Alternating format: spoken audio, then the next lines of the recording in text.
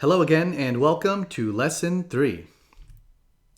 In this lesson, we're going to learn about what to do if small talk bores you and you find yourself zoning out during small talk or just avoiding small talk altogether. Okay, so if you're bored by small talk, chances are you're smart. I'm not being sarcastic, I really mean it. Smart people tend to be incredibly bored by small talk because on the surface it seems to be cliche, repetitive, and pointless, and they prefer talking about deeper and more interesting things. But as we learned in Lesson 2, there's more to small talk than it seems. First, we need to understand that there are actually two types of intelligence, analytical and social. The traditional SMART that we usually think about refers to the analytical part. This is also known as the task positive network, and it analyzes the mechanics of how things work, and it's really good at solving problems. We use it for stuff like science and math and logical reasoning. On the other side, each person also has the default mode network, and it's used for social intelligence, which allows us to connect with other people emotionally. Specifically, it gives us the ability to empathize or think about how other people are thinking. So, in each of our brains, we all have both kinds of intelligence. So, we have the analytical task positive network, and we also have the social default mode network. But as it turns out, your brain can't be analytical and social at the same time. Our brains are built so that the analytical and social networks function like a seesaw. When you use one more, you use the other one less. In fact, a recent study showed that we actually have a built-in mechanism in our brains that won't even let us use both networks at the same time. So, when you're small talking, you can't use your analytical brain. It's impossible. And when you analyze during small talk, which is what a lot of smart people do, that's when you get stuck and you can't think of what to say. So this calls for a shift in how we think about small talk. An important concept here is that the purpose of small talk is bonding and not information. While big talk is stuff like long discussions and debates, small talk serves a social function. An easy way to think about it is that big talk gets stuff done and small talk gets relational. Again, it's bonding over information. And just because small talk isn't necessarily communicating any important ideas and engaging your analytical mind, it doesn't mean that it's boring. It's a different type of intelligence that you're using.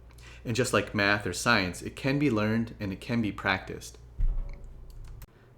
The way that I like to think about it is that if big talk is the sheet music, then small talk is the musician who makes it come to life.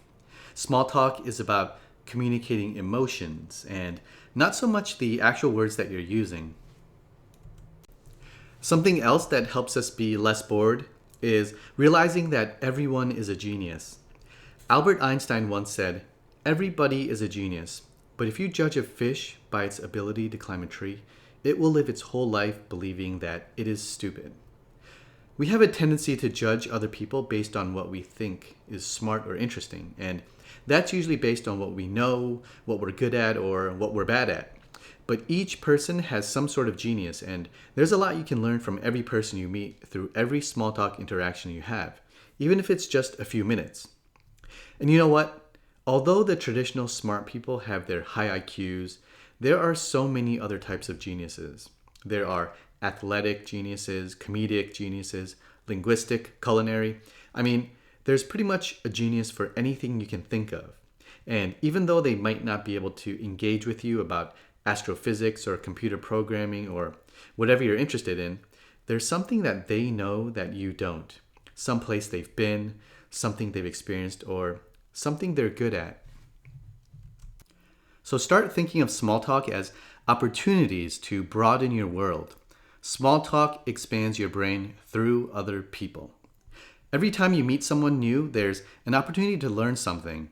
You expand your knowledge base by absorbing theirs without having to even do anything or learn it for yourself. It's like Cliff Notes for real life. Through small talk, you can learn interesting things that you can turn around and use later. Like this one time, for example, I was at a store returning some stuff and the clerk was having a hard time with the computer system.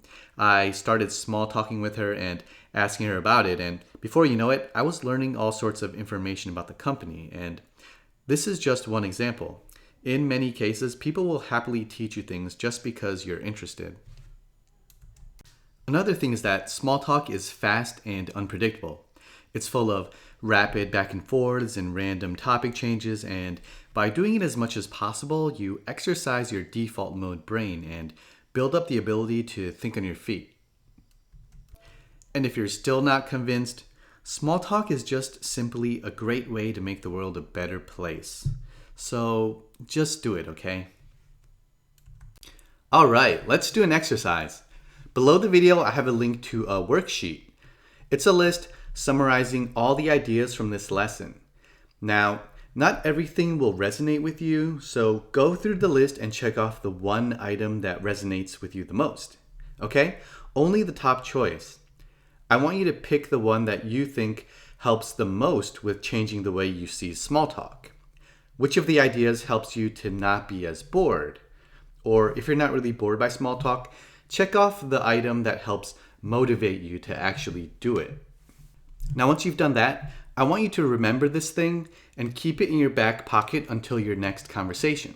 And when you find yourself in the middle of small talk and you notice your mind is wandering, or you just find yourself thinking, uh-oh, I don't care what this person is saying, brain is shutting off, I want you to whip out this thing from your mind. Use it to inspire you and reinvigorate you. When I start getting bored, I use this process to basically reset my brain. So first, stop your internal dialogue. And that means really bringing yourself into the present moment.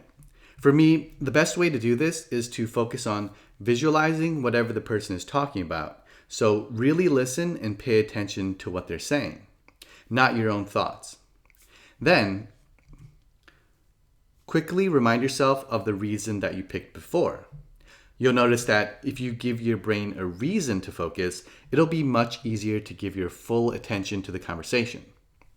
Okay, so give it a try and share your thoughts in the comments below.